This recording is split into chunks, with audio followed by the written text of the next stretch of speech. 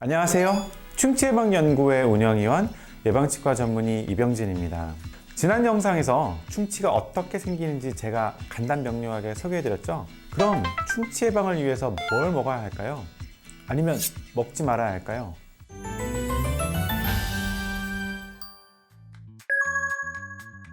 제가 아주 재미있는 사실을 알려드릴게요. 인터넷 검색창에 충치, 당뇨, 고혈압 그렇게 쳐보세요. 그럼 검색 제안으로 여러 가지가 뜨는데 그 중에 비교적 상단에 올라오는 게 뭔지 아세요?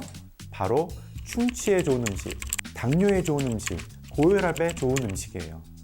이건 비단 우리나라뿐만 아니라 세계적으로 다 그렇대요. 많은 사람들이 뭘 먹어서, 즉 어떤 특정한 음식이 질병을 예방해 줄 거라고 생각하시는데 그런 식품은 그렇게 많지 않습니다.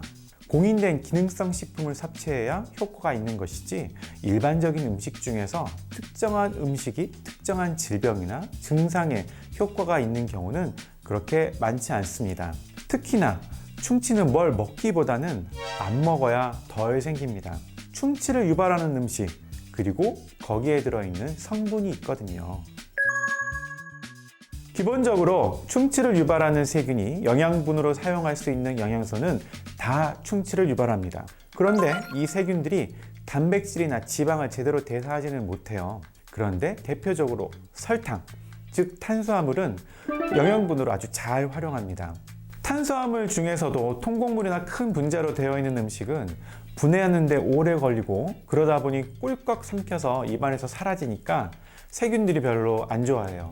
반대로 설탕, 과당처럼 분자량이 작고 쉽게 분해 가능한 단맛을 내는 탄수화물을 충치 원인 세균들이 아주 좋아합니다. 입안에 들어가면 순식간에 세균들이 달라붙어서 산을 엄청나게 만들어내거든요. 맞아요.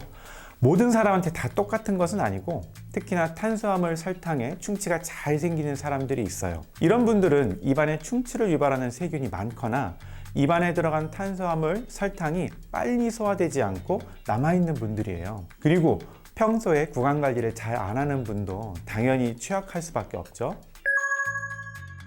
그렇죠. 설탕 없이는 못 살죠. 그러니 스마트하게 설탕을 이용해야 합니다. 설탕을 줄이는 방법은 두 가지인데, 첫째, 전체적으로 설탕량을 줄일 것. 둘째, 설탕을 먹는 횟수를 줄일 것입니다. 전 세계적으로 설탕을 많이 섭취하면 할수록 충치가 늘어났고 소비량이 줄어들면 충치도 같이 줄어들어요. 그리고 설탕 섭취 횟수도 줄어들면 충치도 같이 줄어들었습니다. 설탕 섭취량을 줄이고 섭취 횟수를 줄이는 것, 이 두 가지 다 성공해야 하는데 그 중에서도 먼저 횟수를 줄이는 것이 충치 예방하는 데 좀 더 도움이 됩니다. 그럼 설탕이 들어간 음식의 섭취를 줄이는 가장 간단한 방법은 설탕이 들어간 간식을 덜 먹는 거예요.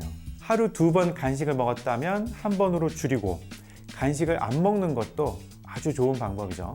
간식 안 먹고 설탕 줄이고, 이게 말처럼 쉬우면 참 좋을 텐데 말이죠. 쉽진 않지만 실천할 수 있고 성공할 수 있습니다. 다음 영상에서는 충치의 주범인 설탕을 어떻게 줄일지 알려드리겠습니다.